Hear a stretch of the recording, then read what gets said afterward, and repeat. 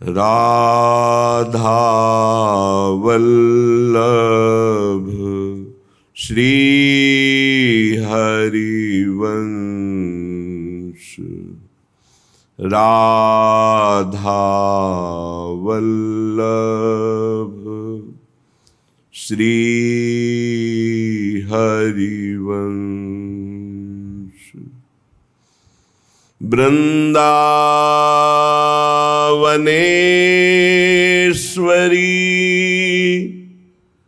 तवैव पदारविन्दं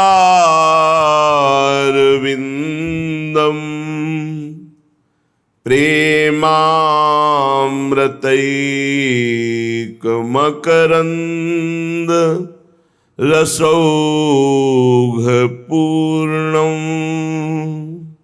हृद्यर्पितं मधुपते स्मरतापमुग्रं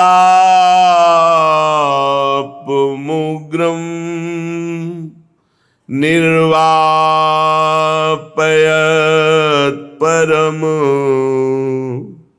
शीतलमाश्रयामि। परम शीतल माश्रयामि। श्री वृंदावन तो ही करूं प्रणाम। श्री वृंदावन तो ही करूं प्रणाम। रंग भरी केली करत जहाँ नित नित, रंग भरे श्यामा श्याम। रंग भरे श्यामा श्याम। श्री वृंदावन तो ही करूं प्रणाम। रंग भरो जमुना तीर सुहायो, रंग भरे राजत धाम। रंग भरी कुंजलता तरु पल्लव, शोभाति अभिराम। श्री वृंदावन तो ही करूं प्रणाम। रंग भरे खग मृग, रंग भरे द्रुमन पे टेरत राधा राधा नाम। रंग भरी ललित रागिनी गावत, रंग भरी सहचरी बाम। तो ही करो प्रणाम। श्री वृंदावन तो ही करो प्रणाम। भोरी हृदय रंग में बोरो, भोरी हृदय रंग में बोरो। देहु प्रेम निष्काम, हे रंग भर श्यामा श्याम। देहु प्रीति निष्काम। श्री वृंदावन तो ही करूं प्रणाम। सबसे प्रथम परम धाम निज महल चैतन्य घन स्वरूप, आनंद कंद को भी आनंद प्रदान करने वाला महामहिम श्री वृंदावन धाम आपको बार बार प्रणाम करते हैं। जहां प्रेम रंग में भरी हुई कुंजों में प्रेममयी केली रंग भरे श्यामा श्याम करते रहते हैं, जहां आसपास प्रेम स्वरूपा यमुना जी प्रवाहित है, जहां रंग भरे समस्त सहचरियां विराजती हैं, जहां अद्भुत अद्भुत प्रेम रंगमयी लताएं, तरु, पल्लव, पुष्प, भ्रमर, खग, मृग, पशु, पंछी सब, और सब जहां रंग भरे राधा राधा राधा ऐसा पुकारते रहते हैं। यहाँ के पत्तों से भी राधा नाम की ध्वनि, यहाँ के खग, मृग, पशु, पंछी सब राधा यश गायक है। राधा यशो मुखर मत्त खगावली के रंग भरे अर्थात प्रेम रंग में भरे हुए यहाँ के खग, मृग, पशु, पंछी सब राधा राधा पुकारते रहते हैं। और ललित राग रागिनियों की परम प्रवीण स्वामिनी जी की सहचरियां स्वामिनी जी को प्रसन्न करने के लिए अद्भुत भाव, अद्भुत राग रागिनियों से गायन करती रहती है। भोरी सखी कहती, हे वृंदावन, हे वृंदावन के खग, मृग, पशु, पंछी, हे वृंदावन की तरुलताओं, हे वृंदावन की यमुना महारानी, रसरानी, रजरानी, हम पर कृपा करो। हमें केवल प्रीति चाहिए प्रियालाल की, और कुछ नहीं। मेरा हृदय व्याकुल होकर श्यामा श्याम के लिए प्रतिपल तड़पता रहे, रोता रहे, ये प्रीति चाहिए। अहो भाग्य जिनके हृदय की समस्त कामनाएं उपासना की धारा के प्रवाह में बह गई और एक चाह रह गई श्यामा श्याम की प्रीति की, श्यामा श्याम की सेवा की, श्यामा श्याम के सुमिरन की, श्यामा श्याम के मिलन की। अहो भाग धन्याति धन्य हो गया। पर ये प्रीति हमारे हृदय में कैसे उत्पन्न हो? ये तो परम पवित्र रात दिन प्रियालाल के धाम में रहकर प्रियालाल की उपासना बड़ी अद्भुत रीति से कर रहे हैं भोलानाथ जी, भोरी सखी। तो इनके हृदय में तो प्रीति है ही। अपने अधम जो इंद्रियों के विलास में विचर रहे हैं, कैसे प्रीति हो प्रियालाल से? तो श्रीपाद प्रबोधानंद जी कह रहे हैं, त्वयि कृत कुकर्म कोटेरपि चांडालान महा अधमस्यास्य। चिंता नहीं करनी। कह रही यदि तुमसे त्वयि कृत, तुम्हारे जो कर्म है वो कुकर्म कोटेरपि, करोड़ों प्रकार से पापमय ही है, और सबसे नीच पुरुषों द्वारा भी धिक्कार योग्य तुम्हारे कर्म हैं, तो भी तुम्हें अब चिंता नहीं करनी। यदि हमारी बात तुम्हारे कान तक पहुंच रही है तो तुम्हें चिंता नहीं करनी।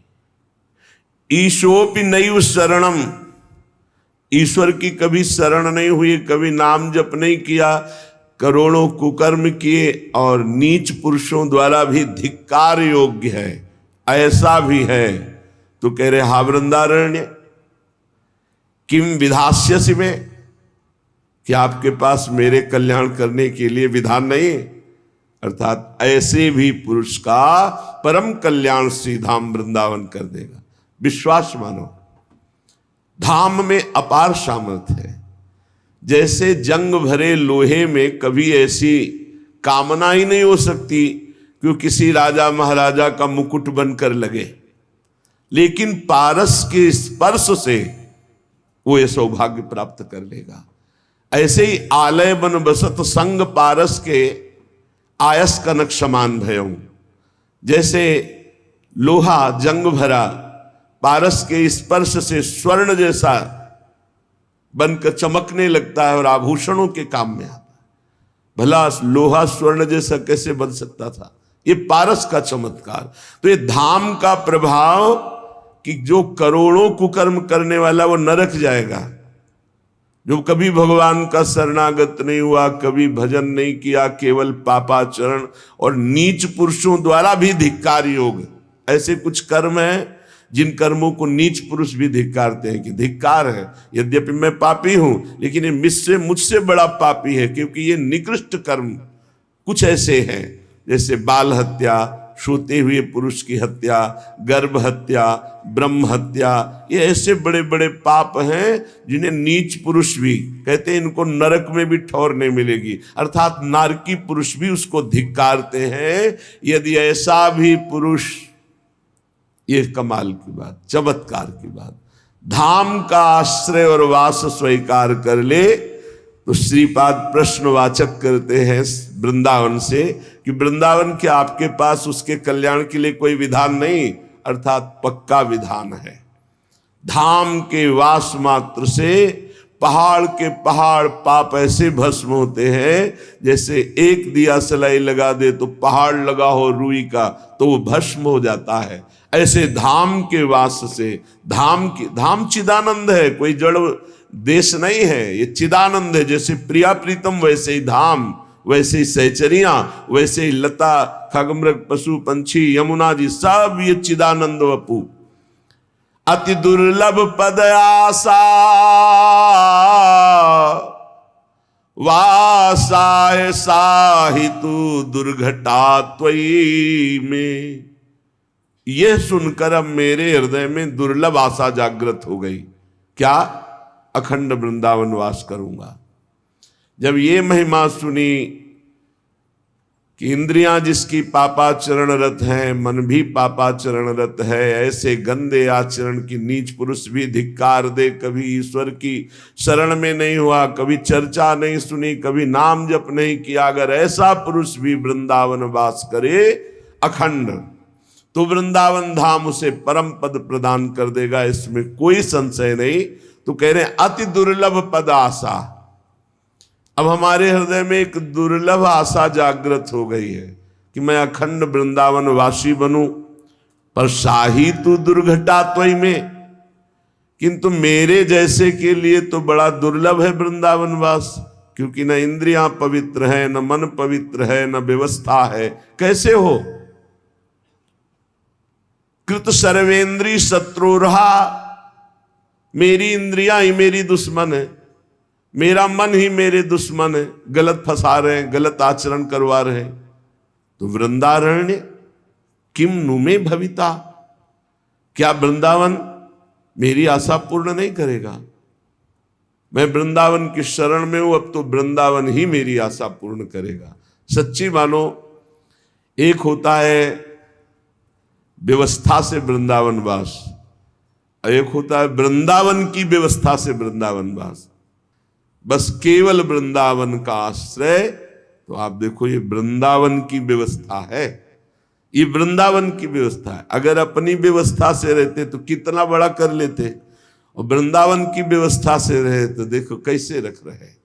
कोई भी ये मत सोचो कि मेरे पास व्यवस्था नहीं है तो वृंदावन कैसे व्यवस्था करेगा, जैसे हमारी की ऐसे करेगा, पक्का मान लो। पर भरोसा दृढ़, परीक्षा में पक्का। परीक्षा क्या? अब प्राण त्याग देंगे लेकिन वृंदावन नहीं छोड़ेंगे। संपूर्णता, जोर से हाथ पकड़ लिया कि अब तुम जाने की सोचोगे भी तो हम तुम्हें नहीं जाने देंगे, ऐसे वृंदावन प्रकटता है। ये कोई ना सोचे कि हमारी व्यवस्था नहीं तो वृंदावन कैसे बात। जिनके पास व्यवस्था है उनसे बढ़िया व्यवस्था वृंदावन करेगा। बस धैर्य रखो। किसान भी फसल बोता है तो 6 महीने में तैयार होती, सिंचाई और सब मेहनत कर। आप धैर्य रखो, थोड़ा ठोकरें खाओ, फुटपाथ का सेवन करो, इधर उधर जैसे समय व्यतीत करो, रो हा वृंदावन। फिर जिस दिन सुन लेगा वृंदावन, वो ऐसी भारी व्यवस्था करेगा, कोई त्रिभुवन में नहीं कर सकता ऐसी व्यवस्था। क्या? शरीरवास की व्यवस्था, भजन की व्यवस्था, प्रियालाल के मिलन की व्यवस्था, प्रियालाल के समीप पहुंचाने की व्यवस्था, अनंत जन्मों की बिगड़ी बना देता है श्री धाम वृंदावन। बड़ा कृपालु है। चलते हैं श्रीमद् भागवत, जो भगवान का वाङ्मय स्वरूप है। सवेद धातु पदवीं परस्य दुरंत वीर्यस्य रथांग पाणे यो मायया संततयानुवृत्त्या भजेत तत्पाद सरोज गंधम। जो मुरली मनोहर भगवान श्री कृष्ण का आश्रय ले लेता है, अनंत शक्ति अनंत पराक्रम सावेद धातु पदवीं परस्य दुरंत वीर्यस्य रथांग पाणे। कोई आज तक ऐसा नहीं हुआ कि संपूर्ण रूप से भगवान की सामर्थ्य को, बल को और महिमा को जान सके। इसीलिए वेद भी स्वयं नेति नेति कहते हैं, नाइति, इतना ही नहीं है। इसीलिए भगवान अनंत महिमा में जो उनका ज्ञान, जो वैराग्य, जो बल, जो ऐश्वर्य, जो प्रेम, वो आज तक कोई था नहीं पा पाया। भगवान सारे जगत के रूप में भी हैं और इससे परे भी हैं। उनके स्वरूप को, उनकी लीला को उतना ही वो जान सकता है जितना भगवान जनाते हैं। संपूर्णतया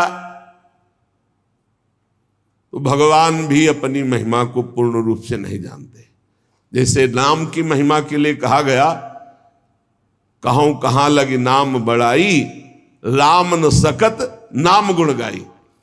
ऐसे प्रभु का रूप, ऐसी प्रभु की लीला, ऐसे प्रभु के अनंत महिमा। स्वयं भगवान ही तो शेष जी के रूप में है। अनंत महिमाशाली भगवान शेष ही है भगवान, और महिमा 2000 जिह्वा से वर्णन करते रहते, पार नहीं पाते। स्वयं भगवान की ही बुद्धि शक्ति से तो सरस्वती जी प्रकट हुई, लेकिन वो भी महिमा का पार नहीं पाती। स्वयं भगवान ही अपौरुषेय वेद के रूप में प्रकट हुए, पर वेद भी नेति नेति कह रहे अनंत महिमा श्री भगवान की है, जो नित्य निरंतर निष्कपट भाव से भगवान के चरणों का आश्रय लेकर नाम जप करता है और सेवा करता है। सोई जाने जे देहु जनाई, भगवान स्वयं उसको फिर अपनी महिमा जनाते, जितना उतना ही पार पाता है। जैसे मच्छर से लेकर गरुण जी तक अनंत महिमाशाली आकाश में उड़ते पर कोई पार नहीं पाया, ऐसी अपनी अपनी बुद्धि के अनुसार, भगवत प्रदत्त बुद्धि के अनुसार भगवान की लीला महिमा, नाम महिमा, धाम महिमा, गुण महिमा, रूप महिमा का सब ऋषियों ने गान किया। पर इतना ही है ऐसा नहीं, अनंत महिमा है। ध्यान देने योग्य बात है, जो नित्य निरंतर निष्कपट भाव से भगवान का नाम जप करता है, भगवान के चरणों का आश्रय लेकर उनकी सेवा भावना में, वो धन्य धन्य हो जाता है। अनंत महिमा, अनंत पराक्रम, अनंत ज्ञान, अनंत प्रेम, ऐसे भगवान उसके अधीन हो जाते हैं जो निष्कपट भाव से, मोहि कपट छल छिद्र न भावा, निष्कपट भाव से भगवान के लिए भगवान का भजन करना, इसे निष्कपट भाव कहते हैं। सरल शब्दों में, भगवान से कुछ चाहना ये अलग बात हो गई, भगवान को चाहना ये अलग बात हो गई। भगवान के लिए भगवान का भजन करना, भजन के लिए भजन करना, भजन किए बिना जिया नहीं जाता, भजन किए बिना रह नहीं सकते, ये है निष्कपट भाव का भजन। भगवान के चरणों का आश्रय, निष्कपट भाव से निरंतर नाम जप और उनकी सेवा, इससे भगवान अधीन हो जाते हैं, अनंत महिमाशाली। सूत जी महाराज कह रहे, शौनकादि ऋषियों, आप लोग बड़े सौभाग्यशाली हैं, धन्य हैं, क्योंकि मानव जीवन विघ्न बाधाओं से भरा हुआ है। आज तुम मस्ती कर लो, कल मस्ती करने लायक नहीं रहोगे, ना शरीर रहेगा, ना समय रहेगा, ना व्यवस्था रहेगी। बड़ा विचित्र है, बड़ा विचित्र। ये मानव जीवन संघर्ष, विपत्ति, अपमान, दुख, दुविधा से भरा हुआ है। संसार में तुम्हें दुख, दुविधा, संघर्ष से केवल एक बचा सकते हैं, भगवान श्री कृष्ण। क्योंकि उन्हीं से ये प्रचंड माया शक्तिशाली है, उन्हीं की शक्ति से। तो जो अनिर्वचनीय प्रेम भगवान से प्राप्त हो गया तो ना दुख, ना दुविधा, ना संघर्ष, ना विपत्ति, सब आनंदमय हो जाता है। पर ये प्रेम नाम जापक, भगवद आश्रित, भगवत सेवा परायण, उसी को प्राप्त होता है। 3 बातें खास: भगवान का आश्रय, नित्य निरंतर नाम जप और भगवत सेवा। बढ़िया बढ़िया आनंदमय जीवन हो जाएगा, परमानंदमय जीवन। फिर इस जन्म मरण रूपी संसार के भयंकर चक्र में तुम्हें नहीं आना पड़ेगा। सूत जी महाराज कह रहे, हे ऋषियों, आप बड़े सौभाग्यशाली हैं, आपका जीवन धन्य है। 3 बातें पकड़ लो, पकड़ लो। निष्कपट भाव से निरंतर भगवान नाम जप और दृढ़ भगवान के चरणों का भरोसा, और जो भी कर रहे हो ये भगवान की सेवा, अपने कर्तव्य को भगवान की सेवा, बढ़िया। उसे फिर इस संसार चक्र में, जन्म मरण के चक्र में नहीं आना पड़ता। बैठा लो हृदय में। हे ऋषियों, ऋग्वेदी शौनक जी और 88,000 ऋषि ये सब बैठे हुए। ये जो हम आपको सुना रहे हैं, ये भगवान श्री सुखदेव जी ने परीक्षित जी को सुनाया है। शौनक जी ने कहा, महाराज किस स्थान पर ये कथा श्री सुखदेव जी ने परीक्षित जी को सुनाई, कारण क्या था? मुनि श्रेष्ठ श्री कृष्ण द्वैपायन भगवान व्यासदेव जी ने इस परमहंस संहिता की रचना की। श्री सुखदेव जी महाराज तो बड़े योगी, समदर्शी, भेदभाव रहित और संसार निद्रा से जगे हुए महापुरुष हैं। वो प्रायः ऐसे छिप करके चलते हैं कि लोग उनको पागल समझते हैं। बड़ी ऊंची स्थिति श्री सुखदेव जी महाराज की। एक बार जब व्यास जी पीछे पीछे जा रहे थे सुखदेव जी के, तो वहां नदी में कुछ युवतियां स्नान कर रही थी। तो आगे सुखदेव जी दिगंबर निकले तो उनको कोई लज्जा नहीं आई, पर वस्त्र पहने जब व्यास जी निकले तो सब झट से बाहर आकर वस्त्र धारण कर लिया।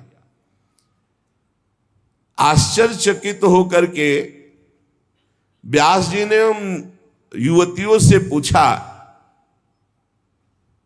ऐसा भेद क्यों?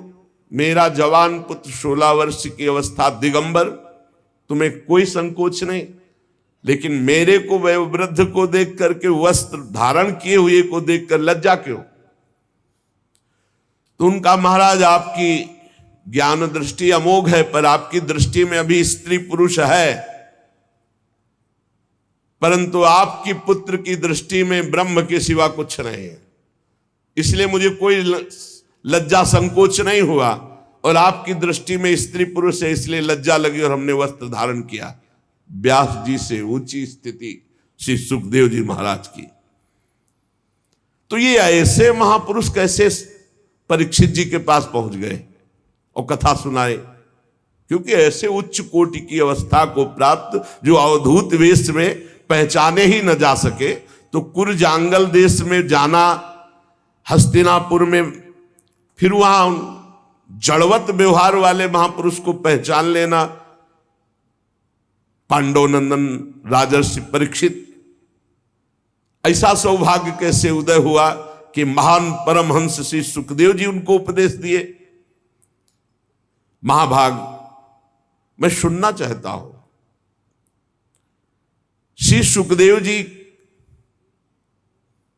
गृहस्थों के घरों में अगर कभी भिक्षायाटन के लिए गए तो बहुत विनय करने पर उतनी देर रुके जितनी देर गाय दुही जाती, इससे ज्यादा कभी नहीं रुके। फिर 7 दिन रुककर कथा सुनाला ऐसे महापुरुष को। सूत जी हमने सुना है, अभिमन्यु नंदन महाराज परीक्षित भगवान के बड़े प्रेमी भक्त थे। उनके जन्म में भी बड़ा आश्चर्यमय प्रसंग घटा। ये पांडव वंश के गौरव बढ़ाने वाले सम्राट थे, भला इनको शाप क्यों मिला? ऐसे भगवत प्रेमी, ऐसे धर्मात्मा राजा, और फिर ये सर्वस्व त्याग करके आमरण अनशन व्रत लेकर गंगा किनारे बैठ गए। अरे महाराज परीक्षित इतने बलवान राजा थे कि शत्रु पक्ष के राजा इनके चरण रखने की चौकी में आकर रत्नों के ढेर समर्पित करते थे। इन्होंने दुस्त्यज लक्ष्मी परिवार का मोह त्याग कर गंगा किनारे भूखे प्यासे रहकर प्राण त्यागने की इच्छा की। मुझे लगता है कि जो भगवान के आश्रित हैं, संसार के परम कल्याण अभ्युदय समृद्धि के लिए ही वो जीवन धारण करते हैं, उनका अपने शरीर से कोई स्वार्थ नहीं रहता, फिर वो शरीर त्याग की बात क्यों सोचे? ये मैं जानना चाहता हूं। सूत जी आपको वेदवाणी छोड़कर अन्य समस्त शास्त्रों का पूर्ण ज्ञान है,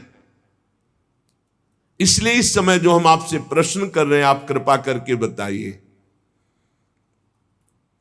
सूत जी ने कहा इस समय वर्तमान चतुर्युगी के तीसरे युग द्वापर में महर्षि पराशर के द्वारा वसुकन्या सत्यवती के गर्भ से भगवान का कलावतार योगीराज श्री कृष्ण द्वैपायन व्यास देव जी के रूप में जन्म हुआ।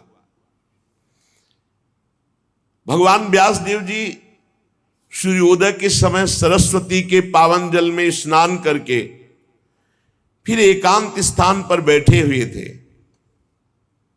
भगवान व्यास देव जी भूत भविष्य वर्तमान सब कुछ ऐसे देखते हैं वर्तमान की तरह, जैसे हथेली पे आंवला रखा हो चारों तरफ देख सके, ऐसे वो अनंत ब्रह्मांडों को देख सकते हैं। वो भूत भविष्य वर्तमान तीनों कालों के ज्ञाता है। बड़ी दृष्टि अचूक थी। उन्होंने देखा कि ये कलयुग सबकी बुद्धि भ्रष्ट करेगा, भगवत प्राप्ति में बाधा पहुंचा देगा, धर्म का ह्रास हो जाएगा, धर्म संकरता फैल जाएगी, वस्तुओं का पवित्रता और उनमें जो जीवनी शक्ति वो सब ह्रास होती चली जाएगी, संसार के लोग श्रद्धाहीन होते चले जाएंगे, सब शक्ति रहित होते चले जाएंगे, सबकी बुद्धि कर्तव्य का क्या ठीक ठीक निर्णय करने में असमर्थ हो जाएगी। ये कलयुग वर्ण और आश्रम व्यवस्था को भंग कर देगा। देख लो कर रहा है। लोगों की भाग्यहीनता बढ़ती चली जाएगी। दिव्य दृष्टि से देखकर संसार का कैसे मंगल हो, यह विचार। महापुरुषों का हृदय एक बात में ही केवल दुखी होता है कि कैसे संसार भगवत प्राप्त हो जाए, कैसे जीव दुख से पार होकर आनंद समुद्र भगवान में डूब जाए। व्यास जी सोच रहे कि वेदोक्त चातुर्होत्र कर्म लोगों का हृदय शुद्ध करने वाला है।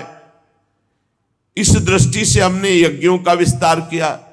एक वेद के 4 भाग किए, ऋग्वेद, यजुर्वेद, सामवेद, अथर्ववेद। इतिहास पुराणों की रचना की जो 5वां वेद। ऋग्वेद को पैल ऋषि, सामगान को जैमिनी ऋषि, यजुर्वेद के एकमात्र स्नातक वैशंपायन जी, अथर्ववेद में दरुण नंदन सुमंत मुनि जी। इतिहास और पुराणों में उग्रश्रवाजी कह रहे मेरे पिता रोमहर्षण जी।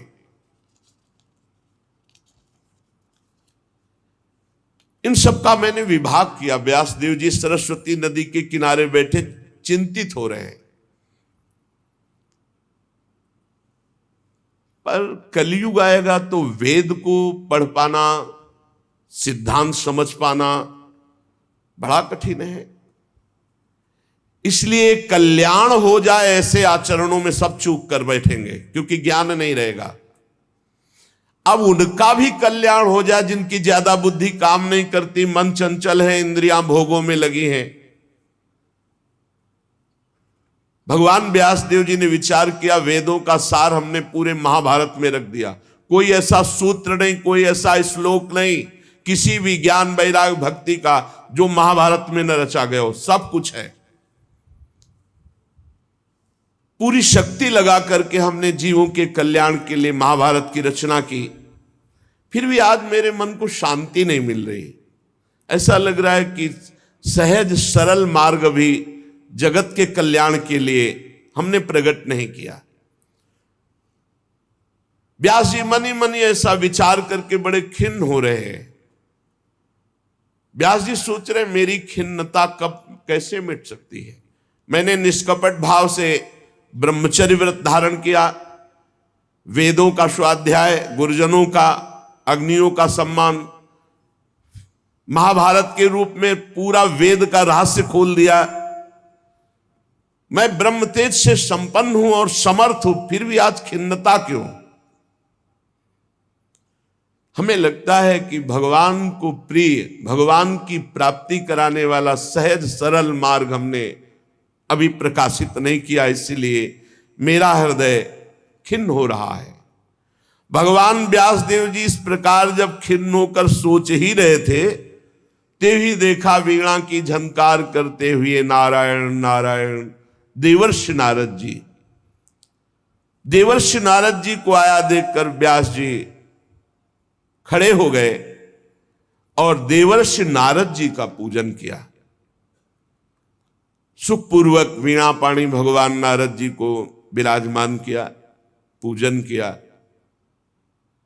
व्यास जी की तरफ देखकर नारद जी ने कहा, व्यास जी आपका शरीर एवं मन दोनों कर्म और चिंतन से संतुष्ट है ना? आपके शरीर से कर्म और आपके मन से चिंतन दोनों सही है ना? क्योंकि आपका इस समय खिन्न अवस्था दिखाई दे रही, या आपका चिंतन या कर्म, इसी से खिन्नता उदासीनता होती है। दोनों सही है ना? आपकी तो जिज्ञासा पूर्ण हो चुकी, आप ब्रह्मबोध संपन्न महापुरुष हैं। आपने जगत कल्याण के लिए महाभारत की रचना की, वेद का विभाग किया, सब सूत्र खोल दिए महाभारत में। सनातन ब्रह्म तत्व को भी खूब विचारा है आपने, जाना है, अनुभव किया है। फिर आपका जो आज हम दर्शन कर रहे हैं ठीक नहीं लग रहा। ये अकृतार्थ पुरुष की तरह आप खिन्न क्यों दिखाई दे रहे हैं? व्यास जी ने कहा, आपने मेरे विषय में जैसा देखा ठीक वैसा ही मैं खिन्न हूं। मेरा हृदय संतुष्ट नहीं है सब करके, पता नहीं क्या कारण है। हे देवर्षि नारद, आपका ज्ञान अगाध है, आप साक्षात ब्रह्मा जी के मानस पुत्र हैं, इसलिए मैं आपसे अपनी खिन्नता का कारण जानना चाहता हूं। आप सूर्य की भांति तीनों लोकों में स्वच्छंद भ्रमण करते हैं, कहीं रोक टोक नहीं। योग बल से आप प्राणवायु के समान सबके भीतर अंतःकरणों में क्या हो रहा है ये जान सकते हैं, सबके साक्षी। योगानुष्ठान नियम द्वारा परब्रह्म और शब्द ब्रह्म दोनों की पूर्णता ये आप में है। इसलिए आप कृपा करके बताइए कि मेरा मन खिन्न क्यों है? भगवान व्यास जी ने कहा। नारद जी ने कहा, व्यास जी एक शब्द में बोल दूं? आपने बहुत घुमा घुमा कर सब चर्चाएं की, लेकिन सीधी भगवत प्राप्ति की, भगवान की चर्चा नहीं की। जो एक मात्र भगवान की चर्चा, जो भगवान की प्राप्ति करा दे। इसलिए भवतानुदित प्रायम यशो भगवतो अमलम ये नई वासो न तुष्येत मन्ने तद दर्शनम खिन्नम। आपके दर्शन की खिन्नता का कारण मैंने जान लिया। आपने एकमात्र सहज ऐसा उपाय नहीं रचा जिससे भगवान की महामहिमा का गान करते हुए भगवत प्राप्ति हो जाए। आपने धर्म का, अर्थ का, काम का, मोक्ष का, सबका वर्णन किया, वेदांत मोक्ष का है। लेकिन श्री कृष्ण प्रेम प्राप्ति, श्री कृष्ण की सहज में प्राप्ति, ऐसी महिमा का वर्णन थोड़ा थोड़ा वर्णन सब है। महाराज जिस वाणी से, चाहे वो रस भाव अलंकार आदि से युक्त क्यों न हो, जगत को पावन करने वाले भगवान श्री कृष्ण का यश गान नहीं होता, वो वाणी अपवित्र मानी जाती है, वो सुनने योग्य नहीं है। मानसरोवर के कमनी कमल वन में विहार करने वाले हंसों की भांति भगवत धाम में विहार करने वाले भगवत चरणारविंदाश्रित परमहंस कभी ऐसी वाणी नहीं सुनते। इसके विपरीत, जिसमें सुंदर रचना भी नहीं है, दूषित शब्द भी है, परंतु जिसका प्रत्येक शब्द भगवान श्री कृष्ण से जुड़ता है, वह वाणी जिसके कान में पड़ेगी सारे पापों का नाश कर देगी। क्योंकि संत पुरुष ऐसी ही वाणी का आदर करते हैं, श्रवण करते हैं, गान करते हैं, कीर्तन करते हैं। जिस निर्मल ज्ञान का आपने वर्णन किया, जिससे मोक्ष की प्राप्ति हो जाती है, यदि भगवान से प्रेम न हो, भगवान की प्रेम लक्षणा भक्ति उदित न हो, तो वो ज्ञान किस काम का। गोस्वामी जी ने भी कहा है, जोग कुजोग ज्ञान अज्ञानू, जहां नहीं राम प्रेम पर धानु। महाराज जो साधन सिद्धि दोनों दशाओं में अमंगल रूप है, वो कामना काम्य कर्म, जो भगवान को अर्पण नहीं किया गया, ऐसा निष्काम कर्म, ये सब व्यर्थ है, भगवान से संबंधित। महाभाग व्यास जी, आपकी दृष्टि अमोघ है, आपकी कीर्ति पवित्र है, आप सत्य परायण दृढ़ व्रत हैं, इसलिए आप संपूर्ण जीवों को कैसे बंधन मुक्त किया जाए, इसलिए खिन्न है। वो होगा केवल अचिंत शक्ति भगवान श्री कृष्ण के लीला चरित्रों का गायन और श्रवण करने से। जो मनुष्य भगवान के नाम और रूप लीला गुण धाम के सिवा और कुछ बोलना चाहता है, उसी समय माया उसे फांस लेती है। सेवक जी महाराज कह रहे हैं, तब सुख हरिवंश गुण नाम रसना रटत, और बहुवचन अति दुख दानी। हानि हरिवंश के नाम अंतर परे, लाभ हरिवंश उच्चरत बानी। उसी समय दुख घेर लेगा जब भगवत चर्चा के सिवा प्रपंच की बात करोगे, फंसा लेगा। कोई न कोई अपराध वाणी का बन जाएगा, किसी की निंदा, किसी की अवहेलना। देवर्षि नारद जी कहते, जब कोई मनुष्य भगवान की चर्चा के सिवा और कुछ बोलने की इच्छा करता है, उसी समय भगवान की माया उसको चक्कर में फंसा लेती है, उसकी बुद्धि अपवित्र हो जाती है। जैसे हवा के झकोरों से डगमगाती हुई डोंगी को कहीं भी ठहरने का ठौर नहीं मिलता, ऐसे भगवत विमुख बुद्धि चंचल होकर माया में भ्रमित हो जाती, उसे कहीं ठौर नहीं मिलता। भगवान अनंत, कोई विचारवान विवेकी पुरुष संसार की वार्ता छोड़कर भगवान की चर्चा करता है, संसार की बातें सुनना बंद करके भगवान की बातें सुनता है, और वो परमानंद का अनुभव करता है। इसलिए जगत के कल्याण के लिए अब आप भगवान की लीलाओं का गायन कीजिए। बड़ी जोर की बात देवर्षि नारद जी यहां कह रहे, त्यक्त्वा स्वधर्मम चरणाम्बुजम हरे, भजन पक्कोथ पते ततो यदि। बहुत जोर की बात है। यत्र क्वा वा भद्रमभूदमुष्य, किंको वार्थ आप तो भजताम स्वधर्मतः। जो अपने धर्म का त्याग करके भगवान की शरण में हुआ, मर गया, कोई भजन साधन नहीं बना। जैसे आज सुना आपने, और शाम तक शरीर पूरा हो गया, कोई भजन साधन नहीं बना। भजन न तो परिपक्व हुआ न साधन बना, तो बोले क्या उसका मंगल हो सकता है?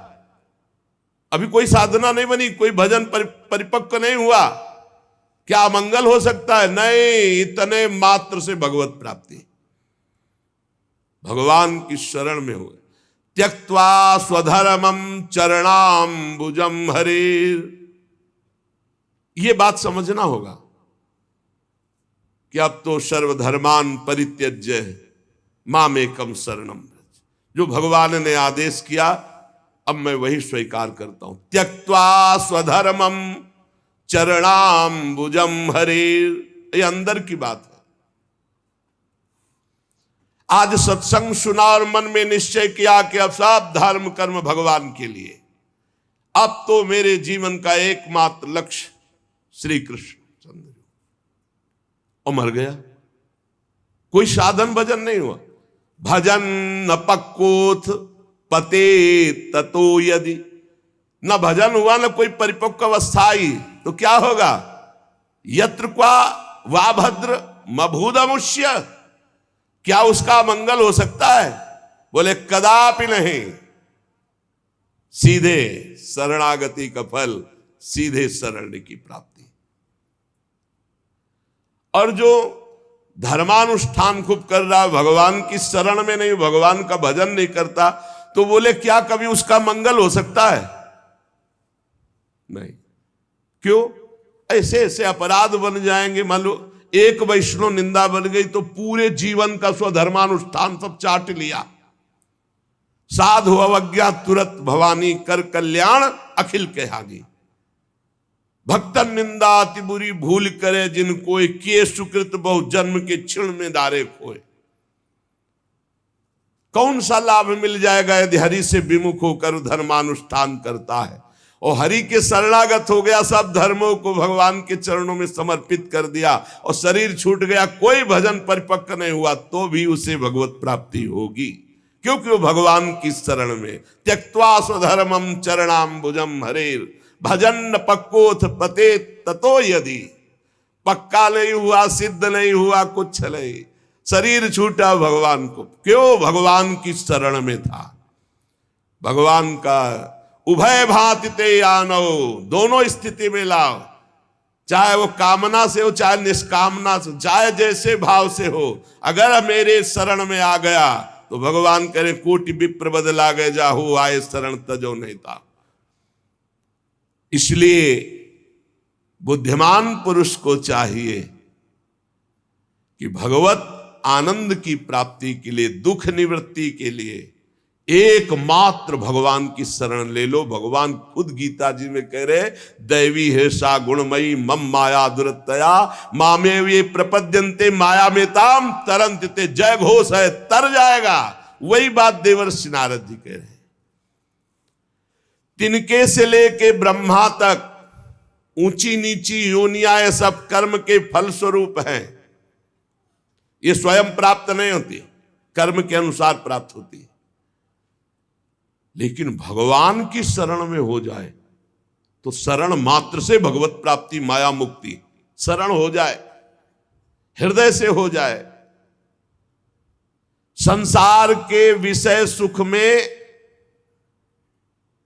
तो चीटा चीटी पशु पक्षियों को भी वही भोग सुख मिल रहा है जो तुम मनुष्य शरीर में, कर्म के अनुसार सब। लेकिन इस कर्म के चक्र से निकाल करके परमानंद की अनुभूति, ये तो त्यक्त्वा स्वधर्मम चरणाम्बुजम हरेर, ये भगवान श्री कृष्ण के चरणों के आश्रय से होगी। बहुत ध्यान देने योग्य बात है, इससे बहुत पुष्टता होती है। व्यास जी भगवान श्री कृष्ण के चरणों का आश्रय ले लिया, शरणागत हो गया वो जन, पर उसमें बुरा भाव अंदर अभी है। बहुत बहुत जोर की बात है, तो भी वो संसार में जन्म मृत्यु के चक्र में नहीं आएगा।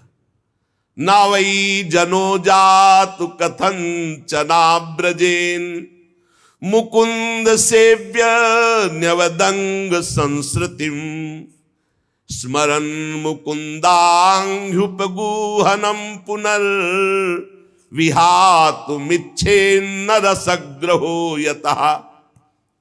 बड़ी बात है, बड़ी बात है, इसी से मस्ती आती है। भगवान श्री कृष्ण के चरणारविंद का शरणागत सेवक हो गया और उसमें दैवात बुरा भाव है, बुरा भाव, धर्म विरुद्ध आचरण। तो बोले क्या वो अन्य मनुष्यों तरह दुर्गति को प्राप्त होगा? बोले ना, वो जन्म मृत्यु संसार में नहीं आएगा। ये है हमारे प्रभु की लात न प्रभु चित चूक किए की, करत सुरत सहवार ही की जय घोष है।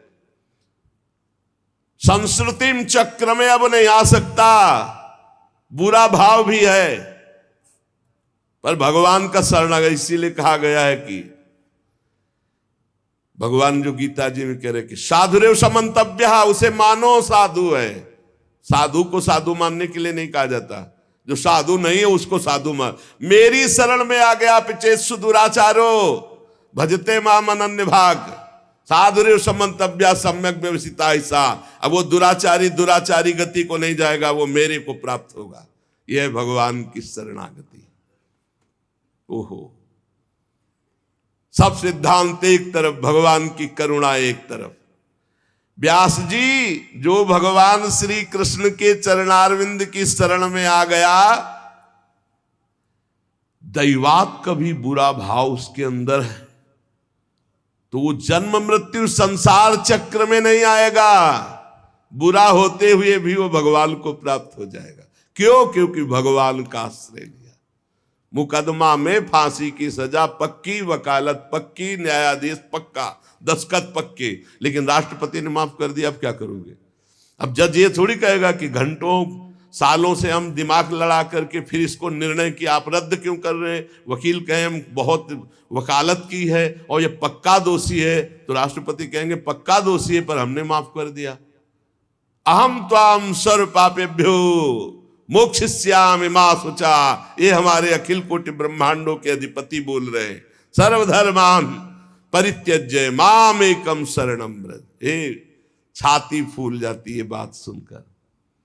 नहीं तो एक एक कर्म का बहुत बड़ा बड़ा हिसाब है। यहां कह रहे व्यास जी जो भगवान श्री कृष्ण के चरणारविंद की शरणागति स्वीकार कर ली, उसमें दैवात बुरा भाव, दैव कहते प्रारब्ध, प्रारब्ध के अनुसार बुरा भाव, तो क्या वो जन्म मृत्यु संसार चक्र में आएगा? कभी नहीं। जीत गए हम, जीत गए। इसीलिए कहते हैं भगवत प्राप्ति को समझो आप। जिसने भगवान के चरण कमलों का एक बार आश्रय ले लिया, फिर भगवान उसे कभी नहीं छोड़ते। ये मंगल बात। और जिसे चस्का लग गया भगवान के भजन का, भगवान की लीला कथा सुनने का, उसको कल्याण की फिक्र नहीं। कल्याण तो उसका हो गया जो बुरा भाव वाला भी है, लेकिन भगवान का शरण आश्रय ले लिया। अपिचेत्सु दुराचारो, कैसा मंगल भगवान की शरणागति है। मैंने तो आपको इशारा बताया है, आप तो खुद सब कुछ जानते हैं। देवर्षि नारद जी कह रहे हैं व्यास जी आप अपनी अमोघ दृष्टि का प्रयोग कीजिए। आप भगवान पुरुषोत्तम के कलावतार हैं। आपने अजन्मा होकर यह जन्म धारण किया है जगत मंगल के लिए। ये तपस्या, वेदाध्ययन, यज्ञानुष्ठान, स्वाध्याय, ज्ञान, दान, तीर्थयाटन, इन सबसे भगवत प्राप्ति नहीं। श्री कृष्ण लीला गुणों का गायन करके, श्री कृष्ण की शरणागत होकर श्री कृष्ण का नाम जप, ये भगवत प्राप्ति कराएगा। मैं तुम्हें अपने पूर्व चरित्र को बताता हूं। देवर्षि नारद जी कहते हैं ये पिछले कल्प की बात है, युग की नहीं, कल्प की बात है। मुझे तीनों काल का ज्ञान है। मैं वेदवादी ब्राह्मणों की एक दासी का लड़का था। ये पहले बहुत सुंदर गंधर्व थे, उपबर्हण, जो देवर्षि नारद जी अपनी कथा सुना रहे कि मैं पूर्व जन्म में दासी पुत्र था, उसके पहले उपबर्हण नाम के गंधर्व थे और बहुत ही सुंदर थे। इनको इतना सब पसंद करते थे, चाहे कोई भी हो, कि इनका दर्शन करना, इनसे संभाषण करना। चित्ररथ गंधर्व ने 50 दिव्य सुंदर अपनी पुत्रियों को, उपबर्हण को ब्याहा था। बड़े ही सुंदर थे ये। एक बार ब्रह्मा जी ने भी इनको अपनी सभा में गाने के लिए बुलाया, उपबर्हण को, भगवान का यश गाने के लिए। अब ये उस सभा में तो गए, बहुत रूपवान थे, जो देखे लुभायमान हो जाए।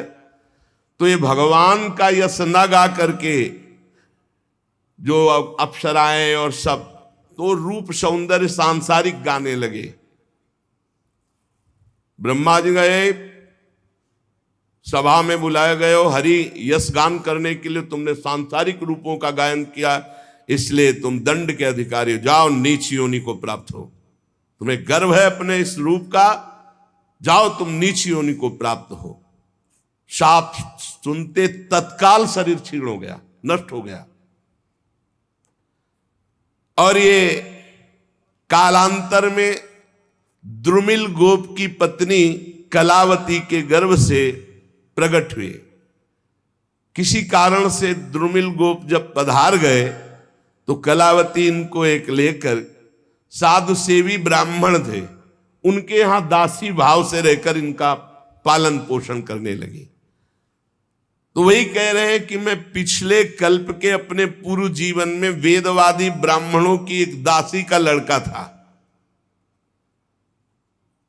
वर्षा ऋतु में चातुर्मास्य जैसे चल रहा है, तो महात्मा जन एक स्थान पर 4 महीने टिकते, प्रायः ऐसा था। पहले से वो स्थान देख लेते थे कि जहां 4 महीना भिक्षा मिलेगी, और वो 4 महीना वर्षा में एक जगह रहते थे। वो जब देव उत्तिष्ठिनी एकादशी आती है, तब फिर सब चातुर्मास पूर्ण करके भ्रमण करते थे। तो ऐसा ही उन ब्राह्मण के यहां चातुर्मास करने बड़े महात्मा जन आए। तो उन ब्राह्मण ने मुझको, मेरी बाल्यावस्था थी, देवर्षि नारद जी कह रहे, उन संतों की सेवा में नियुक्त कर दिया। देखो, संत सभा में अपराध किया, ब्रह्मा जी की सभा संत ही सभा तो है, तो नीची गति को प्राप्त हुई। अब यहां संत सेवा, तो सर्वोत्तम गति को प्राप्त होंगे। मुझे संत सेवा में नियुक्त कर दिया गया। ये बड़ा सौभाग्य होता है जब संत सेवा का अवसर मिले, उनके चरण धोने का, उनको परोस के पवाने का, उनकी जूठल पत्तल फेंकने का, उनकी पत्तल से जूठे किनका लेकर, बड़ा इससे जो भगवत प्रेमी महात्मा, ये संसारिक लोग उपहास करेंगे, न मत सुनना, ये संसार के रजोगुणी लोग नहीं जानते हैं। बातुल भूत विवश मतवारे, ये ते नहीं बोले बचन विचारे, तिनकर कहा सुने नहीं काना। अहो भाग्य, संतों का चरणामृत मिले, संतों की जूठी पत्तल से एक एक कण उठा के पाने का। आप खुद अनुभव करके देख लेना कैसा हृदय होता, रोने का मन होगा प्रभु के लिए जब संतों की जूठन मिलेगी।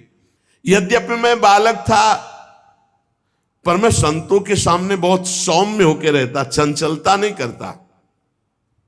बालक था इसलिए हमारी इंद्रिय विषय भोग संबंधी कोई चेष्टा ही नहीं थी, और खेल कूद में मेरी रति नहीं थी। तो संत मुझे बहुत पसंद करते, क्योंकि शांत भाव रहना, उनकी आज्ञा में रहना, उनकी सेवा में।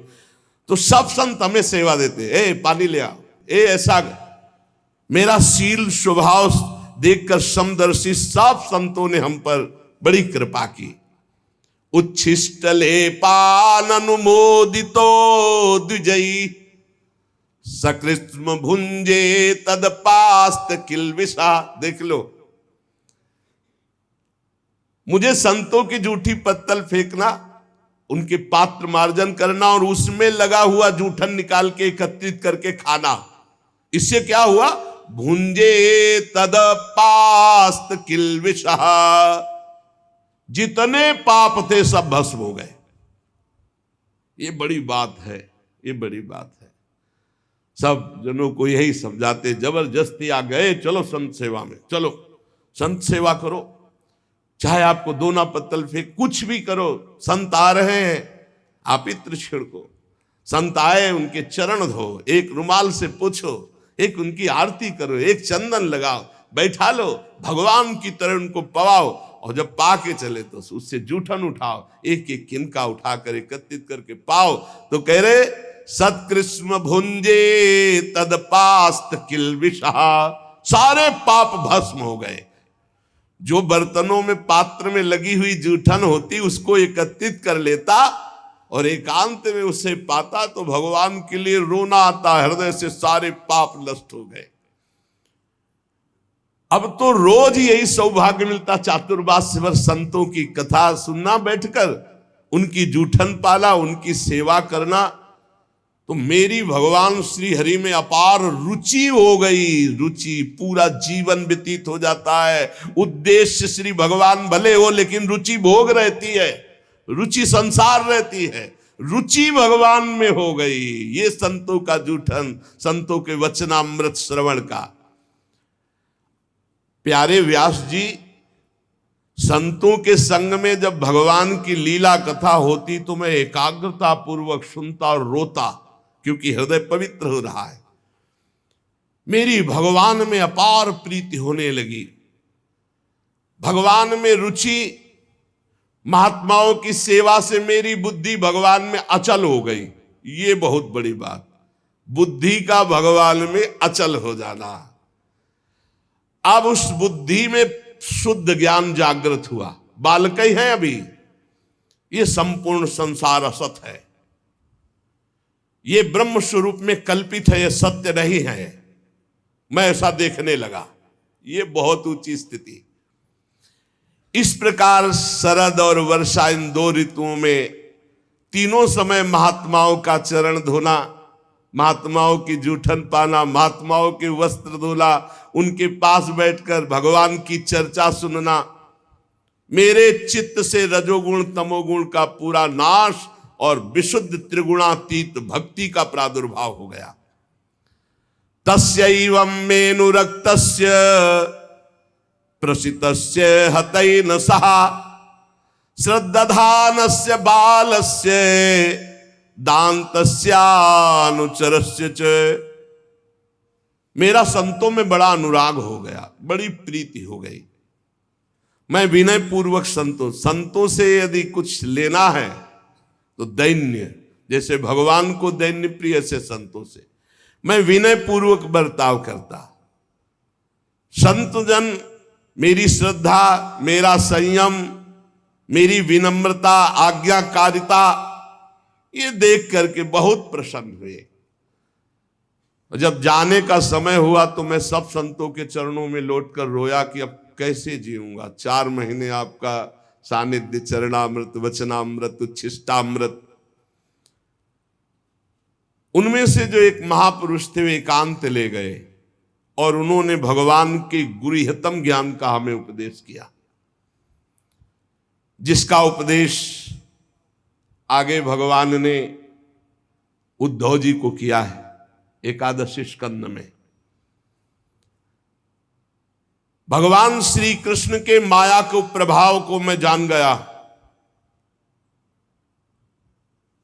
अब तो कुछ अच्छा नहीं लगा, कैसे भगवान मिले, कैसे भगवान का दर्शन।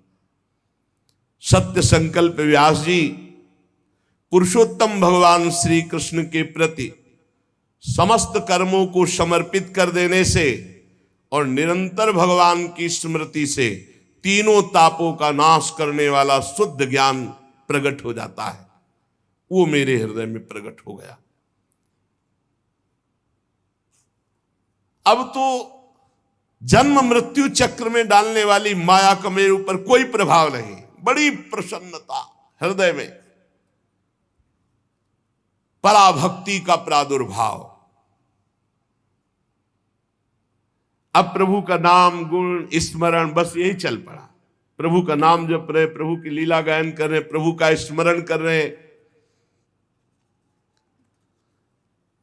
कभी कभी एकांत में, हे प्रभु मैं आपको नमस्कार करता हूं, हे प्राणाधार आपका कैसे साक्षात्कार होगा, ऐसे प्रार्थना करता।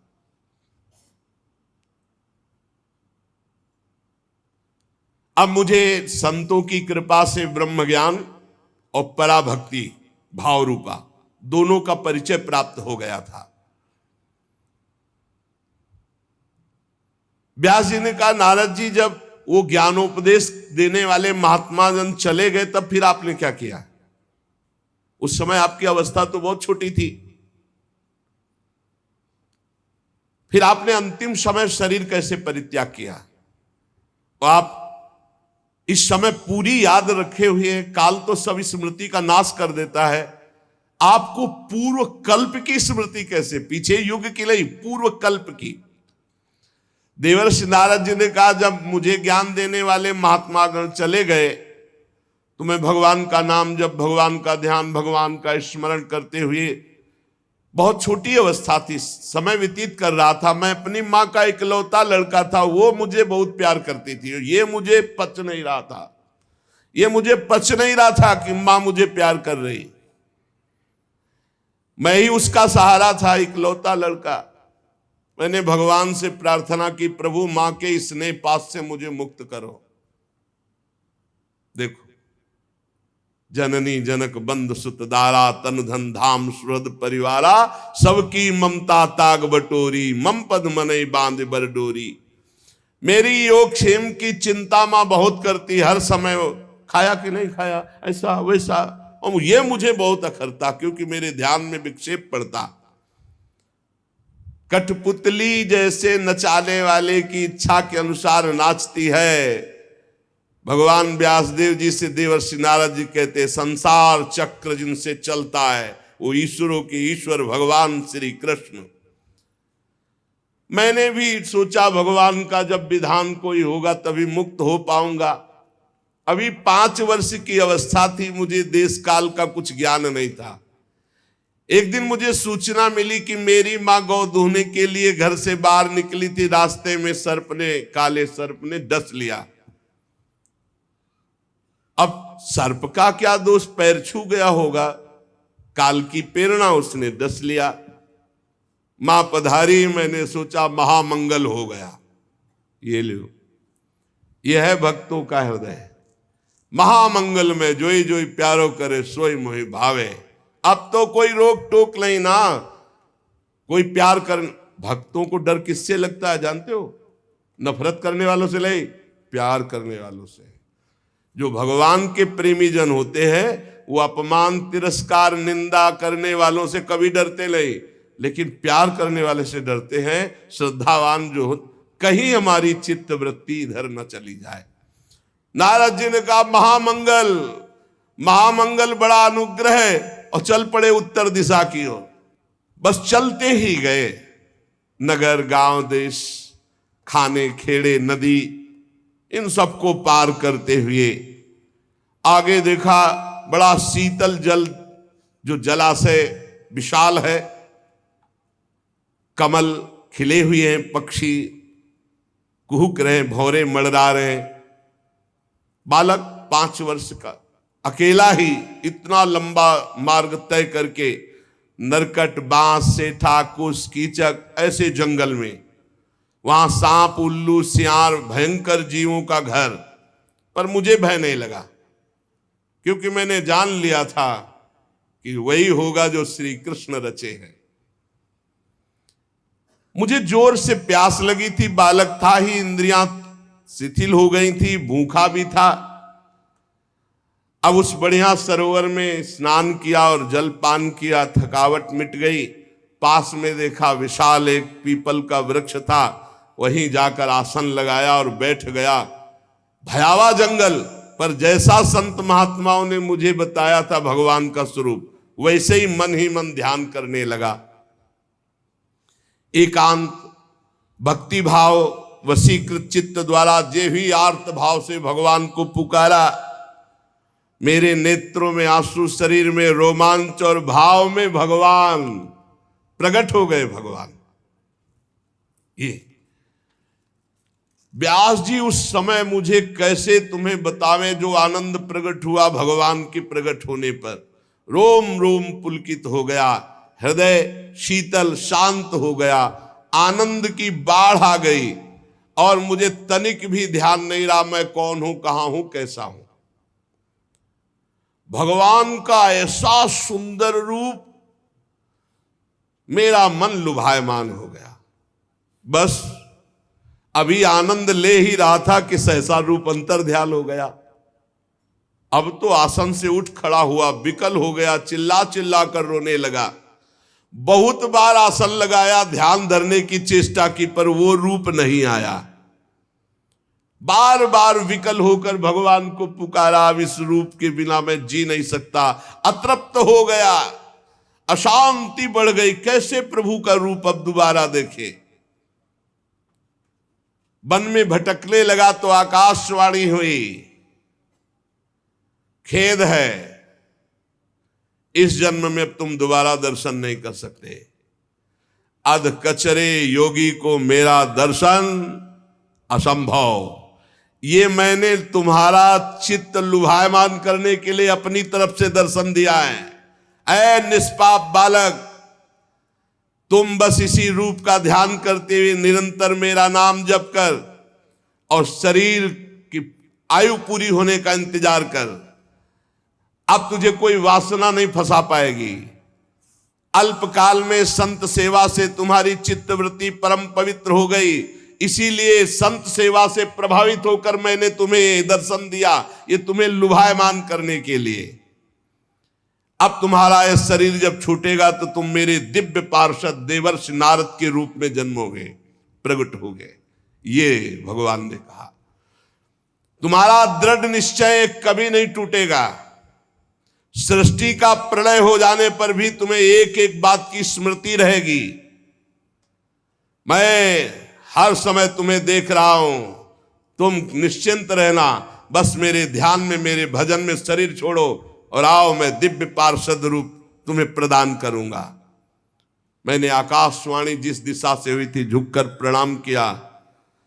बस लज्जा संकोच छोड़कर भगवान के नाम का कीर्तन करता हुआ समय व्यतीत करता, कब शरीर छूटे। स्पृहा, मद, मत्सर ये सब नष्ट हो चुके थे। अब तो काल की प्रतीक्षा करता हुआ केवल विचरण करता। भगवान की कृपा से मेरा हृदय कृष्ण प्रेम से भर गया। जैसे बिजली कौंधती ऐसे अचानक मृत्यु आई और मेरे शरीर को नष्ट कर दिया। जे भी शरीर नष्ट हुआ तो सीधे भगवान के समीप गया और भगवान ने मुझे दिव्य चिदानंदमय देवर्षि नारद शरीर दिया। ये पांच भौतिक नहीं है, ये चिदानंद है। त्रिभुवन में कहीं भी वायु के समान देवर्षि नारद जी जाते और कभी मृत्यु नहीं होनी। प्रारब्ध कर्म पांच भौतिक शरीर में होते हैं, चिदानंद में नहीं। सबको चिदानंद मिलता है जो भगवान के निजन होते हैं, जैसे दास्य, सख्य, वात्सल्य, गोपी, सहचरी, ये सब चिदानंद स्वरूप। जब भगवान नारायण कारणों प्रणयकालीन समुद्र के जल में शयन करते हैं, उस समय भगवान ब्रह्मा जी सारी सृष्टि को समेट के, जैसे दुकानदार अपनी पूरी दुकान को समेट के घर जाता है, ऐसे सब समेट के भगवान की श्वास के साथ उनके उदर में जाके पूरी सृष्टि लेके शयन करते हैं। 1000 चतुर्युगी बीत जाने पर जब ब्रह्मा जी जगते तब सृष्टि करने के लिए तीनों लोकों के जीव सब बाहर आ जाते हैं। फिर दुकान फैला दी। ये ऐसे ही चल रहा है। मैं भगवान की कृपा से बैकुंठ से लेकर अनंत जितनी रचना है सब में बिना रोक टोक के विचरण करता हूं। मेरा कभी एक क्षण के लिए भी भगवान का भजन नहीं छूटता। और भगवान ने मुझे अपने कर कमल से स्वर ब्रह्म ये वीणा दी है, और इस वीणा में सा रे गा मा पा ध नी, सा सडज, र ऋषभ, गा गांधार, मा मध्यम, पा पंचम, धा धैवत, और ना निषाद, ये सातों स्वर, सातों राग, ये सब विराजमान है इस वीणा में।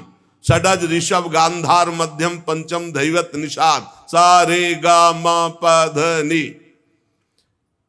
ये विभूषित दिव्य वीणा है। इसमें मैं भगवान के नाम का और लीलाओं का गायन करता रहता हूं, और जब चाहता हूं उसी समय प्रभु प्रकट होकर मुझे दर्शन देते हैं। जब जब जहां पुकारा भगवान वहीं है। कैसा सौभाग्य, ये भजन का फल। तुरंत बुलाने पर तुरंत आकर भगवान हमें दर्शन देते। देवर्षि नारद जी कहे तुरंत। आहूत यु में शीघ्रम दर्शनम याति चेतसी। हे कृष्ण, तो उसी समय, जिस समय पुकारा, तो कह रहे हैं आहूत यु में शीघ्रम दर्शनम याति चेतसी, उसी समय शीघ्रता पूर्वक भगवान आते हैं। जिन लोगों का चित्त निरंतर विषय भोगों की कामना से आतुर हो रहा है, उनके लिए बात समझना भी बड़ा कठिन होगा। लेकिन यदि वो भी नाम जप करने लगे, भगवान की लीलाओं का गायन करे, तो मेरा अपना अनुभव है कि इसी से उनको भगवत प्राप्ति हो जाएगी। ये काम और चोट, लोभ की, मोह की, क्रोध की, ऐसी बार बार दे रहे हृदय में। भगवान के नाम जप से और लीला गायन से जैसी शांति मिलती, वैसी किसी और साधना से नहीं। बार बार इस बात को पकड़ लो। यम नियम आदि योग मार्गों से वैसी शांति नहीं मिलती। व्यास जी, आप निष्पाप हैं। आपने मुझसे जो कुछ पूछा था वो अपने जन्म और साधन का रहस्य और आपकी आत्मतुष्टि का उपाय मैंने बतला दिया। श्री सूत जी कहते हैं, शौनकादि ऋषियों, देवर्षि नारद जी व्यास जी से इस प्रकार कहकर जाने की अनुमति ली और वीणा में तान छेड़ते हुए, स्वच्छंद विचरण करते हुए भगवान का नाम गुण। नारद जी हर समय भगवान का नाम, वो धन्य भाग है उस महाभागवत को जिसकी जिह्वा पे नाम चल रहा है। आहा, अहो देवर्षि धन्योयम यत् कीर्तिम सारंग धन्वना गायन माद्यन निदम तंत्र्या रमयत्यातुरम जगत। हर समय वीणा में नारायण नारायण नारायण नारायण और भगवान की लीलाओं का गायन। धन्य है ये देवर्षि नारद जो सारंग पाणी भगवान श्री हरि की कीर्ति, उनका नाम हर समय आनंद मगन होकर गाते हैं और त्रिभुवन में जिधर जाते हैं उधर मंगल करते हैं, त्रिताप का नाश करते हैं। श्री शौनक जी ने पूछा, सूत जी, सर्वज्ञ एवं सर्वशक्तिमान भगवान व्यास देव जी ने जब नारद जी का ये वचन सुना, फिर उनके चले जाने पर उन्होंने क्या किया? श्री सूत जी ने कहा, ब्रह्म नदी सरस्वती के पश्चिम तट पर शाम्याप्रास नामक एक आश्रम है। वहां ऋषियों के यज्ञ चलते ही रहते हैं। वहीं व्यास जी का अपना आश्रम है। उसके चारों ओर बेर का सुंदर वन है। उस आश्रम में बैठकर उन्होंने आचमन किया, बद्रीवन, और स्वयं अपने मन को समाहित किया। उन्होंने भक्ति योग के द्वारा अपने मन को पूर्णतया एकाग्र और निर्मल करके आदि पुरुष परमात्मा और उनके आश्रय में रहने वाली माया को देखा, जिस माया से मोहित होकर ये जीव तीनों गुणों से अतीत होने पर भी अपने को त्रिगुणात्मक मान लेता है और इस मान्यता के कारण भारी दुख भोगता है, जन्म मरण आदि। इस अनर्थों की शांति का साक्षात साधन है केवल भगवान का निरंतर चिंतन। पकड़ो, संपूर्ण माया से बचने का एकमात्र उपाय है निरंतर भगवान का भजन, निरंतर चिंतन। परंतु संसार के लोग इस बात को नहीं जानते हैं। यही कारण है कि उनकी दुर्गति होती है। बात पकड़ लो। इसीलिए बहुत सरल भावों से भगवान की महिमा, भगवान के सिद्धांत जिसमें भरे पड़े हैं, ऐसे श्रीमद् भागवत की संहिता की रचना की भगवान व्यास देव जी ने। इसके श्रवण मात्र से पुरुषोत्तम भगवान श्री कृष्ण के प्रति परम प्रेममयी भक्ति हो जाती है।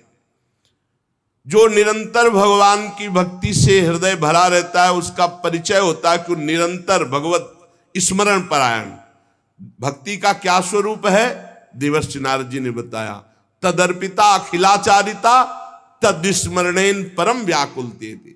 हर समय भगवान के स्मरण में इतना मगन है कि स्मरण छूटने का आभास मात्र हो जाए तो परम व्याकुल हो जाए, और हर आचरण भगवान को समर्पित, यही परम भक्ति योग है। जो ये भक्ति योग धारण करता है तो उसका शोक नष्ट हो जाता है, मोह नष्ट हो जाता है, भय नष्ट हो जाता है, विकार नष्ट हो जाते हैं, वो निर्विकार हो जाता है। इस महान भागवत संहिता को अपने प्रिय श्री सुखदेव जी को पढ़ा, क्योंकि यही अधिकारी दिखाई दिए भगवान व्यास देव जी को। शौनक जी ने पूछा, सुखदेव जी तो अत्यंत निवृत्ति परायण है, वो आत्मा में रमण करते रहते हैं, उनको पढ़ने लिखने का ग्रंथ अभ्यास का कैसे भाव आ गया? 18,000 श्लोक पढ़े कैसे? वो तो अपने स्वरूप में रमण करते हैं। श्री सूत जी ने कहा, जो लोग वास्तविक ज्ञानी हैं, जिनकी अविद्या की गांठ खुल गई है, ऐसे आत्माराम पुरुष भी भगवान श्री कृष्ण की हेतु रहित भक्ति किया करते हैं, क्योंकि भगवान के गुण ही ऐसे हैं। भगवान के गुण बड़े बड़े सिद्ध आत्मारामों को भी आकर्षित कर लेते हैं। श्री सुखदेव जी तो भगवान के भक्तों के अत्यंत प्रिय और स्वयं भगवान वेदव्यास के पुत्र हैं। भगवान के गुणों ने उनके हृदय को अपनी ओर खींच लिया और वो विवश होकर के श्रीमद् भागवत का अध्ययन किया। आपने प्रश्न किया था कि महाराज परीक्षित ने राज्य लक्ष्मी त्याग करके क्यों गंगा किनारे आमरण अनशन व्रत लिया। जिस समय महाभारत युद्ध में कौरव और पांडव दोनों पक्षों के बहुत से वीर वीर गति को प्राप्त हो चुके थे, भीमसेन की भयंकर गदा के प्रहार से दुर्योधन की जंघा टूट चुकी थी, तब अश्वत्थामा गया नजदीक और कहा, प्रिय मित्र, अब मैं तुम्हारा सेनापति हूं, तुम्हारी जरूर कमर टूट गई है, लेकिन तिलक करो, अब जितने बचे मैं पांडवों से सबका विनाश करूंगा। ऐसा ही हुआ। वो अपने स्वामी दुर्योधन का प्रिय कार्य समझकर जितने सो रहे थे सबको काट डाला था अश्वत्थामा ने। बहुत से वीर बचे थे, बहुत से वीरों को रात्रि में सोते समय सबको, धृष्टद्युम्न आदि सबको, और ये द्रौपदी के पुत्रों को पांडव समझकर काटा था। और ये भगवान ने बचाव पक्ष किया, पांडवों को उठा करके अपने शिविर की तरफ ले गए और वहां द्रौपदी के पुत्र सोए हुए थे, तो समझा कि ये पांचों पांडव, क्योंकि ज्यों के त्यों वैसे ही महारथी थे, ये सोते हुए सबको काट डाला। द्रौपदी के 5 पुत्रों के सिर काट करके दुर्योधन के पास लाया और कहा, मैं पांडवों का सर ले आया, देखो। तो उनका भीम का सर लाओ। तो भीम का सर, भीम के जो पुत्र थे उन 5 में उनका दिया, जे भी दबाया तो फट गया उनका हेड। भीम का सर ऐसा नहीं होता। तब देखा कि ये तो पुत्र, अब तो कहा है तुमने तो हमारा सर्वनाश कर दिया, हमारे वंश का ही विनाश कर दिया। अरे हमारी दुश्मनी पांडवों से थी, तुम सोते हुए द्रौपदी के पुत्रों को क्यों मार डाला। बड़ी निंदा की अश्वत्थामा की। जे भी द्रौपदी को पता चला वो तो अत्यंत दुखी हो गई, उनकी आंखों में आंसू बहने लगे। अर्जुन ने उनको सांत्वना दी, कल्याणी सावधान, तुम वीर माता हो, पर मैं तुम्हारे आंसू तभी पोंछूंगा जब उस आताताई का सिर गांडीव धनुष से काट कर तुम्हारे सामने रखूंगा, तब तुम उस पर पैर रखकर अपने पुत्रों की अंत्येष्टि क्रिया करना। अर्जुन ने ऐसी बात कही। भगवान श्री कृष्ण से कहा, चलो सारथी बनो और मैं कवच धारण करता हूं, और भयानक गांडीव धनुष की प्रत्यंचा चढ़ाकर गुरुपुत्र अश्वत्थामा को मारने के लिए दौड़े। अपराधी तो था ही, सोते हुए, ये वीर पुरुष का लक्षण नहीं, सोते हुए को नहीं, सावधान करके युद्ध करके मारा जाता है। ये तो बहुत निंदनीय कर्म। तो निंदनीय कर्म से बड़ा भयभीत था अश्वत्थामा। जब देखा कि भगवान श्री कृष्ण सारथी और रथी अर्जुन और गांडीव में प्रत्यंचा चढ़ाकर ललकारते हुए आ रहे हैं, तब प्राणों की रक्षा के लिए भागा। जहां जहां भागा वहां वहां भगवान श्री कृष्ण रथ को,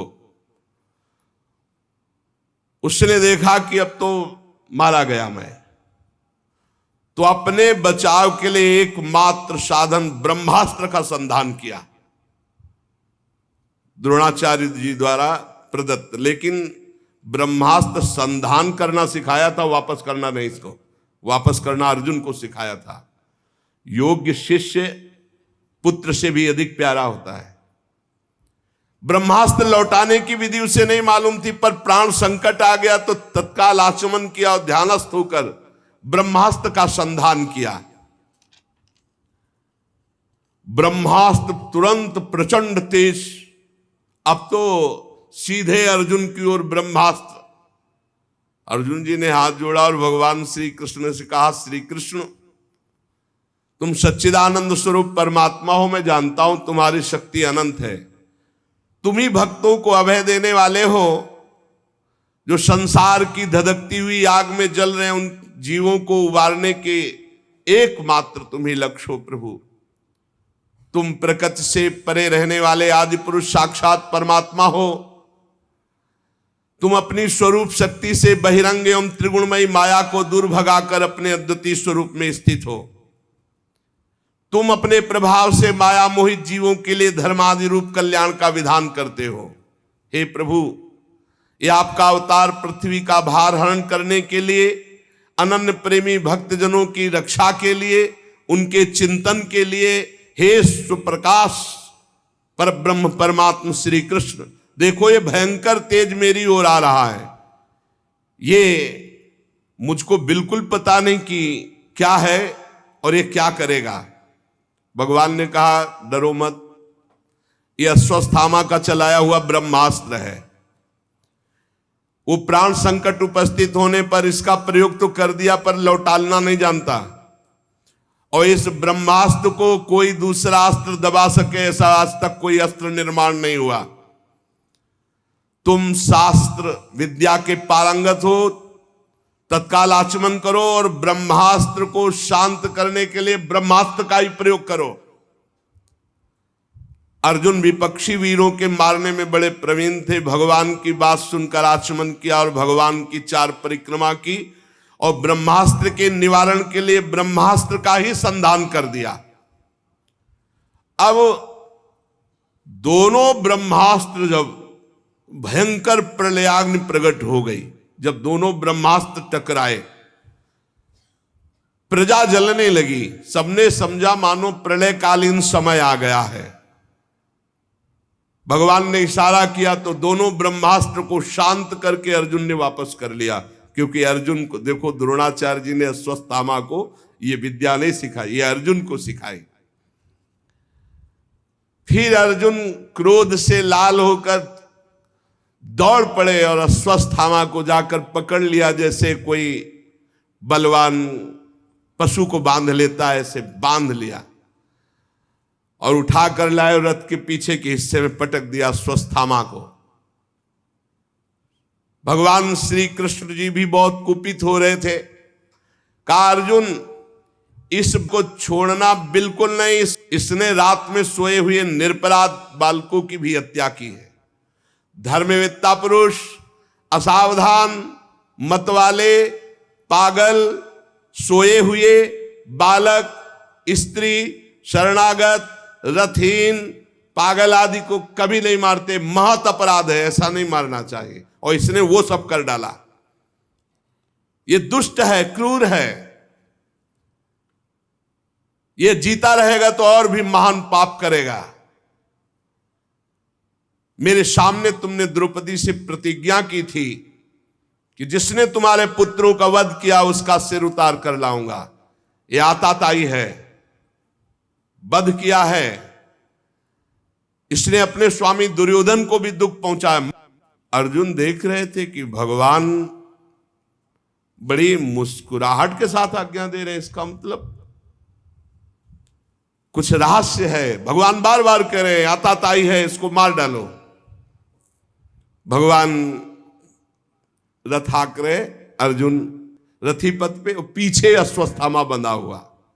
अश्वत्थामा को पशु की तरह बांधकर निंदित कर्म करने से बहुत खिन्न उदास द्रौपदी जी ने जे ही ऐसा देखा तो उन्होंने कहा नहीं नहीं, हमारे गुरु पुत्र का ऐसा अपमान नहीं होना चाहिए।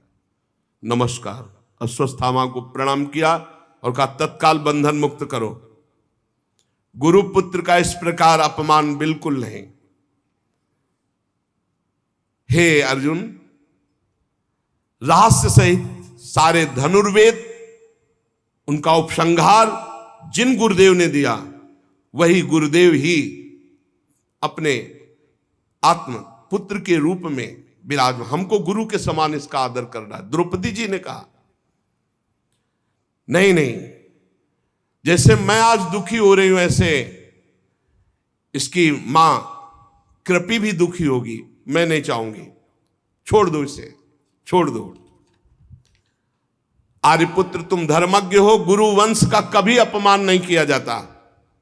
गुरु वंश की सदैव पूजा करनी चाहिए, चाहे जितना भारी पाप बन जाए, कभी दंड नहीं देना चाहिए, कभी व्यथा नहीं पहुंचानी चाहिए। मैं दुखी हो चुकी, अब मैं और किसी को दुखी नहीं करना चाहती। इसकी माता दुखी हो ये मैं नहीं चाहूंगी।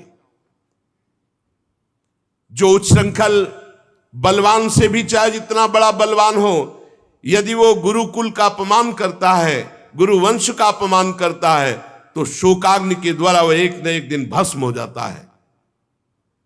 द्रौपदी की बात धर्म और न्याय के अनुकूल थी, बिल्कुल कपट नहीं, करुणा और ममता से भरी थी। अतएव राजा युधिष्ठिर जी ने भी इन बातों का अनुमोदन किया। नकुल, सहदेव, सात्यकी, अर्जुन, भगवान श्री कृष्ण वहां उपस्थित सभी नर नारियों ने द्रौपदी की प्रशंसा की। भीमसेन ने कहा कि ये सब बातें एक तरफ रखो। जिसने सोते हुए बच्चों को काट डाला, ना अपने लिए ना अपने स्वामी के लिए, बल्कि व्यर्थ में मार डाला, तुम सब हटो, इसे घूंसे से मार डालता हूं अभी। भीमसेन ने, भगवान ने द्रौपदी की भी बात सुनी, भीमसेन की बात सुनी। अर्जुन की तरफ देख करके कहा, भगवान श्री कृष्ण बोले, अर्जुन मेरी दोनों आज्ञाओं का पालन करो। द्रौपदी की भी बात रह जाए और भीम की भी बात रह जाए। शास्त्र में दो आज्ञा है, आताताई को मार डालना चाहिए कोई भी हो, और एक आज्ञा है कि कितना भी पतित नीच हो पर ब्रह्म ऋषि की हत्या नहीं करनी चाहिए। मेरी आज्ञा का पालन करो। अर्जुन भगवान के हृदय की बात ताड़ गए, तलवार निकाली, वह अश्वत्थामा के सिर के बाल मूड़ दिए, ब्रह्ममणि थी उसको निकाल लिया। श्रीहीन तत्काल हो गया, ब्रह्म तेज रहित हो गया। रस्सी से उसके बंधन खोले और अपमानित करके निकाल दिया। जा, तुझे जीवन दान देते हैं। ये सबसे बड़ा अपमान मृत्यु तुल्य ही होता है। मूड़ देना, धन छीन लेना, कठोर वचन करके धक्का कर मारकर बाहर निकाल देना, यही मृत्यु तुल्य दंड भी है और मारा भी नहीं, दोनों बातें हो गई। अब अंत्येष्टि क्रिया अपने पुत्रों की पांडवों ने की, जलांजलि अर्पित की, गंगाजल में स्नान किया। भगवान श्री कृष्ण और धौम्य आदि मुनियों ने पवित्र इतिहास सुनाकर उनको सांत्वना प्रदान की।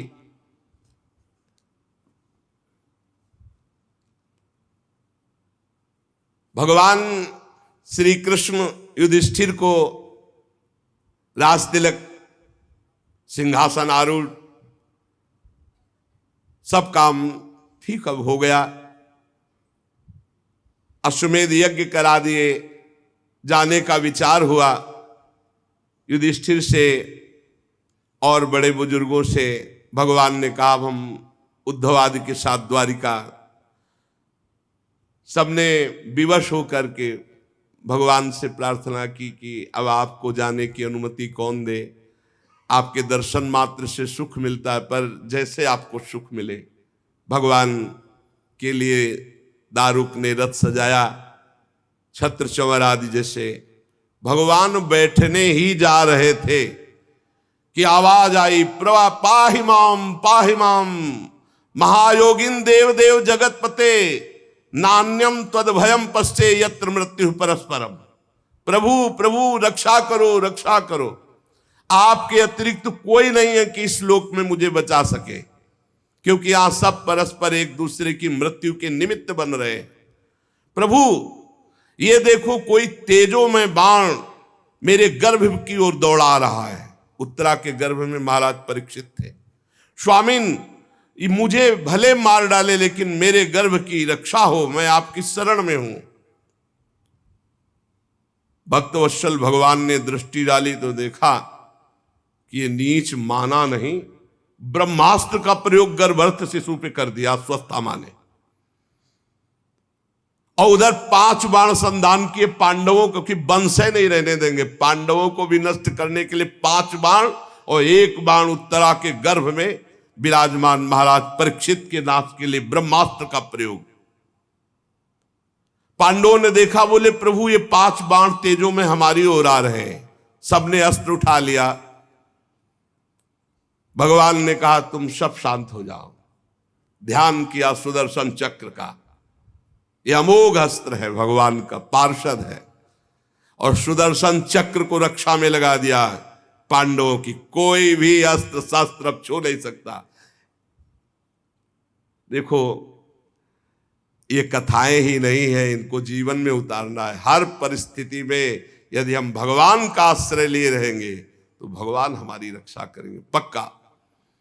सुदर्शन चक्र से निज जनों की रक्षा की। योग योगेश्वर भगवान श्री कृष्ण ने जब देखा कि पांडवों की वंश परंपरा जिससे चलनी उस परीक्षित के ऊपर ब्रह्मास्त्र, तो तुरंत अपने माया के द्वारा कवच रच दिया, गर्भस्थ शिशु को कवच में। सुदर्शन चक्र की रक्षा में पांडवों को। ब्रह्मास्त्र अमोघ है, कोई शस्त्र उसको नहीं रोक सकता। फिर भगवान श्री कृष्ण का तेज सुदर्शन के सामने आते ही 5 बाण शांत हो गए। ये कोई आश्चर्य की बात नहीं, भगवान सर्वाश्चर्यमय है। भगवान निज शक्ति माया से स्वयं अजन्मा होकर संसार की सृष्टि, पालन और लय करते हैं। भगवान श्री कृष्ण ब्रह्मास्त्र की ज्वाला तो सुदर्शन से, और आप अंदर सूक्ष्म रूप रख करके गर्भस्थ शिशु परीक्षित की रक्षा की। बड़ा सौभाग्य परीक्षित जी का, गर्भ में भगवान के दर्शन हो गए। ब्रह्मास्त्र की ज्वाला से मुक्त कर दिया पांडवों को भी और गर्भस्थ शिशु को भी। फिर भगवान ने सांत्वना दी और कहा अब चले। जब कुंती जी ने देखा कि भगवान जा रहे हैं, भगवान के समीप आई और भगवान से स्तवन करने लगी। जो स्तवन वो आगे चर्चा। श्री राधा वल्लभ लाल की जय।